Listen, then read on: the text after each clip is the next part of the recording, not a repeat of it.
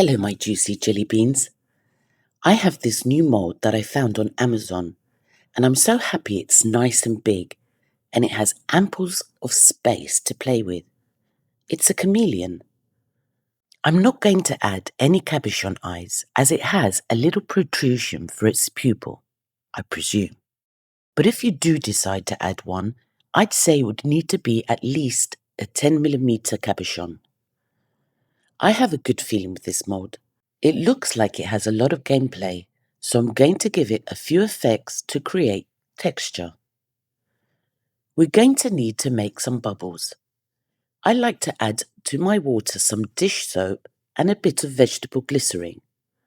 I find it helps the bubbles stay longer so that we don't have to keep blowing them constantly. Froth up the mixture to create bubbles. I don't want very big bubbles, so I'm going to froth it up a lot and then set it to a side. We're going to need some UV resin, and I'm using Let's Resin High Viscosity as we want it nice and thick.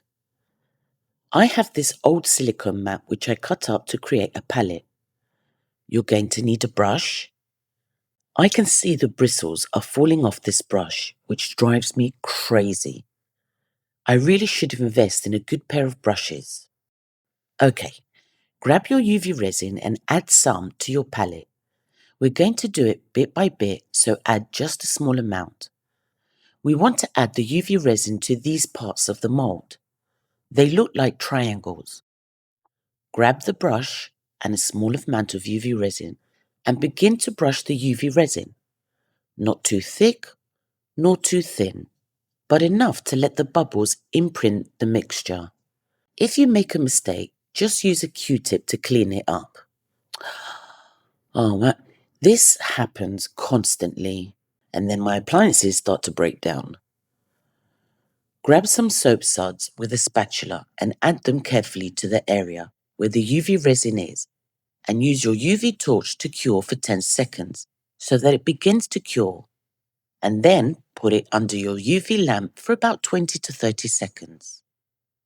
Dry off the soap suds with a paper towel. Do it lightly to avoid pulling off the piece from the mold. You'll need to be extra gentle with the mold so not to dislodge any of the pieces. If it does happen, just redo it. Continue to do all the other triangle areas. I've already completed mine, and I'm going to add some UV resin to the tail, just the middle area part. The tail doesn't have triangles. I'm feeling brave, so I'm going to do the whole tail in one go. Do the same as before with the bubbles and cure. Don't forget to dry the area afterwards.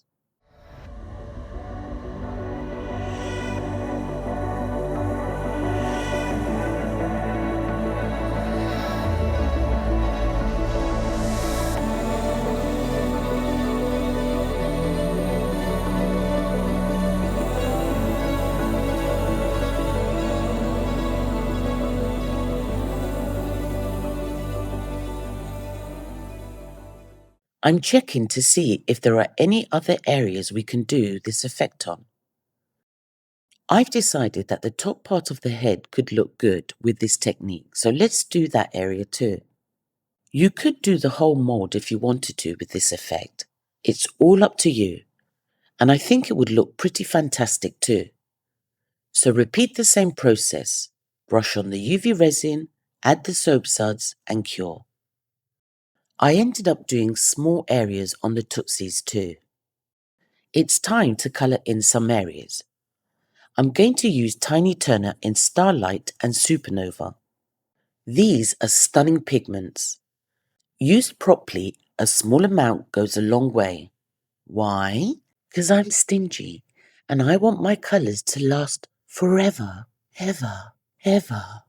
You're going to need soft brushes. These are old makeup ones.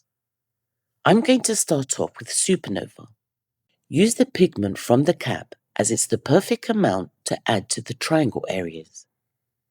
I'm only adding it to the centre of the triangles as I want to use the Starlight one for the edges. I'm going to do the same to the feet, the tail and the head area. Oh, and the spikes on the body too. Now, with the starlight pigment, we will go over the sides of the triangles and a little over too. I didn't want perfect triangles as I wanted to blend in with the rest of the body. Do the same to all the areas we placed the first colour. I also used more of a blending brush to colour it in. Okay, now for the rest of the body, we're going to use some gilding glue. Pour a small amount onto your makeshift palette. I'm going to use a disposable brush for this part. Grab some mixture and begin to dab it around the body, but leave about a centimetre to the top of the mould. You'll see that the glue will separate on the mould, creating a crackle effect. Let it dry for about an hour. This is ready and I'm going to use Kraken flakes from Tiny Turner. We'll add them about a centimetre up the mould. Don't make it a perfect line as we want to then add mermaid to the rest of the area we placed the glue. Kraken has blues and greens, and mermaid has more green with hints of gold. Don't worry about the fallout as it gives it more character. So if bits fall into the mould, leave them. Do the whole area.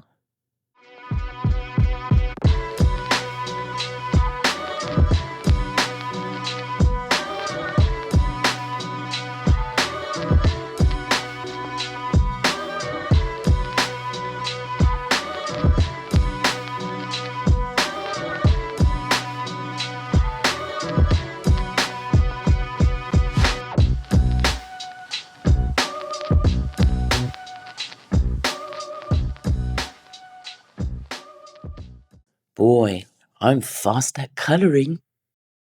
Time to prepare some resin. I'm going to use Let's Resin 1:1.